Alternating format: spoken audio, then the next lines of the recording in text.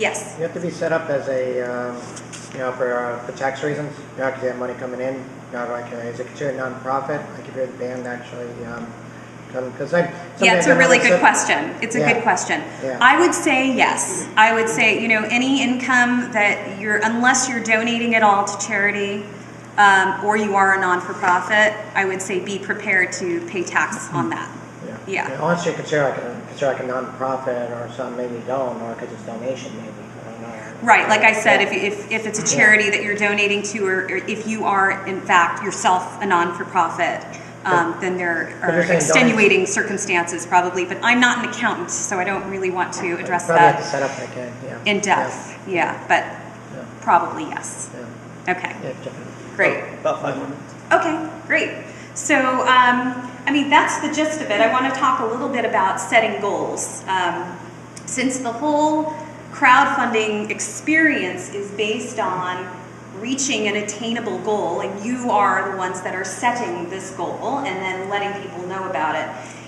The cool thing about setting goals is you're creating a sense of urgency. So you're saying, hey, I need $10,000 by August 1st because we're trying to get this done, and this is why, and blah, blah, blah, blah, blah. If you, and a lot of different crowdfunding projects will allow you to choose a goal that ranges anywhere from, 1 day to 6 months long, or even longer actually on some platforms. So you don't want to give yourself too much time to raise the money, because then you lose the sense of urgency.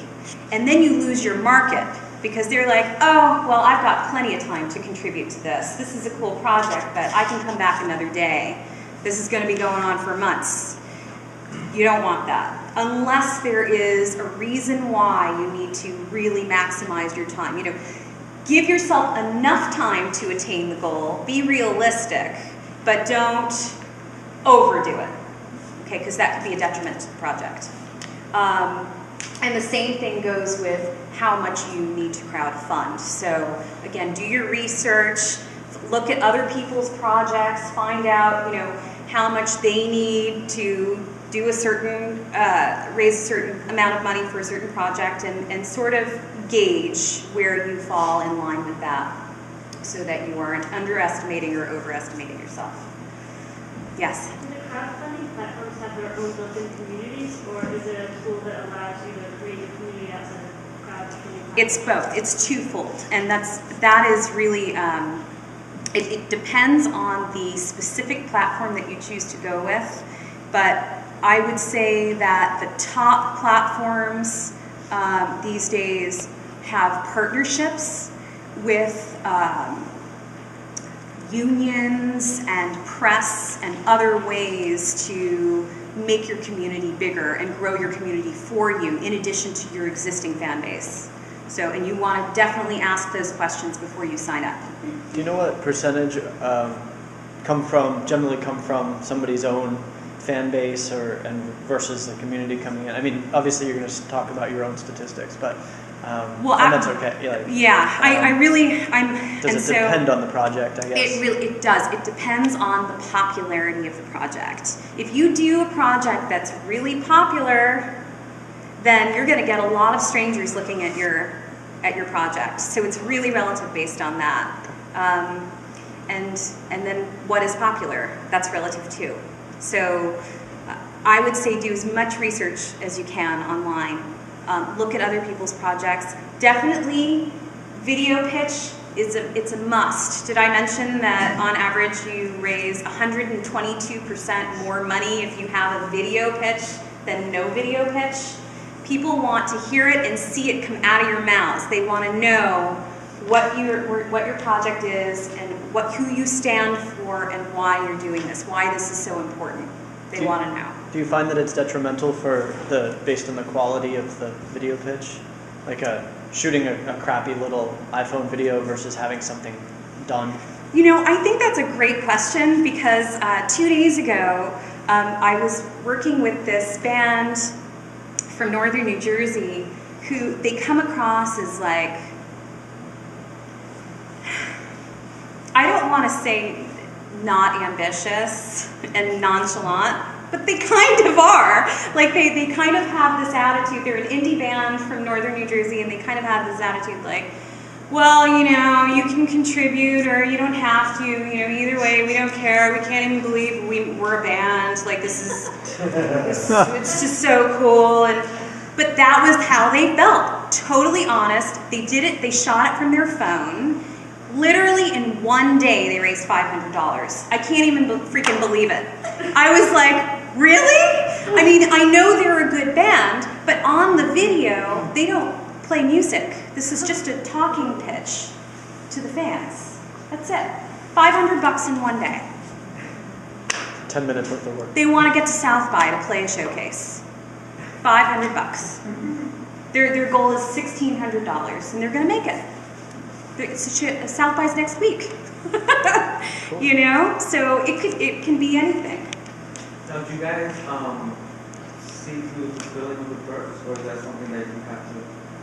Oh, that's a great question. It's self-fulfilling. Right. So when you're choosing your perks, make sure that you can follow through on your promises. But Yeah. Do you make it easy to then send those perks out, or do you have to be like, oh, send me an email with the donation? We don't touch the perks. We will host the platform for you, and we'll help drive traffic to your project. But in terms of how to fulfill perks, that's all you. So when you're choosing your perks, make sure that it's something you can fulfill. Like, for example, this band that offered to go make dinner at this person's house. Well, if this person lives in another country, you know, I'm not really sure. You're going to have to get creative, because I don't think $5,000 is going to fly, you know, a 7-person band to Thailand.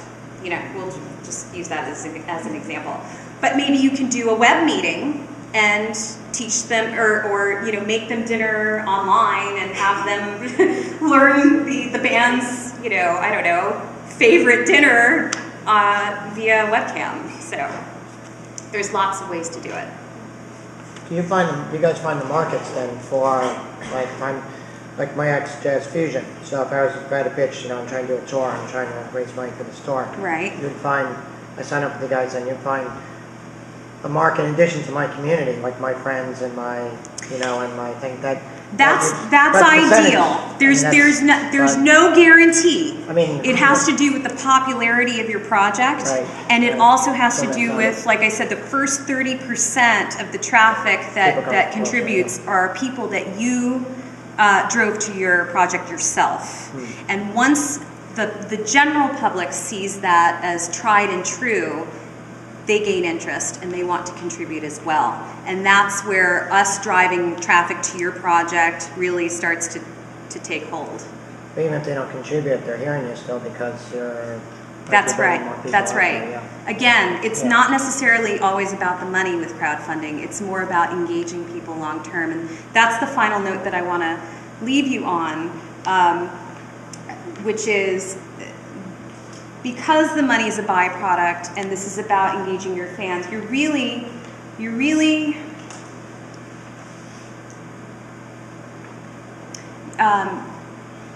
how do I put this? It's about connecting with your fans and your community, their emotions.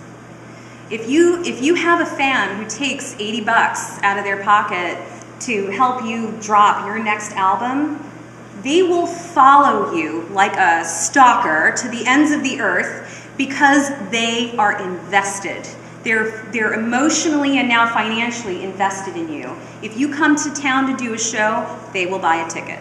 If you have merch to sell, they will buy your merch because they helped you and they can say, I gave that band $80, look what they're doing now. That's cool, I helped them get there. And that speaks volumes. So. I just had a quick question about Sure. the video. Are we okay? That you were I'll do one with this. mentioning about that New Jersey band. You said something about maybe doing even play music. Do you recommend a band plays a little sample of what they sound like? And then how long do you recommend the video pitch? Sure. Video pitches, to answer your second question first, shouldn't be long at all. It's a pitch. So again, it's not necessarily a performance. It's just the 5 W's. So I would say if you could keep it to under 1.5 minutes, that would be awesome. Because generally speaking, statistically actually, people start to lose attention after 30 seconds. You gotta keep it short. People have things to do. It's not that your band or the bands you're representing aren't interesting. It's just that people's attention spans are like 5 seconds long.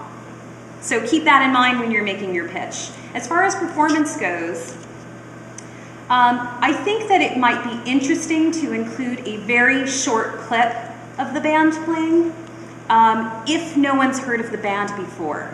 If they have some clout, and they have an established Facebook and MySpace page, you can just link over to that and people can check them out that way. Cool. Thank you. We're running out of time. So Okay. come find her afterwards. Thank Great. you, LJ. Yep, I'll be hanging out. Thanks everybody. I Thank you. appreciate it.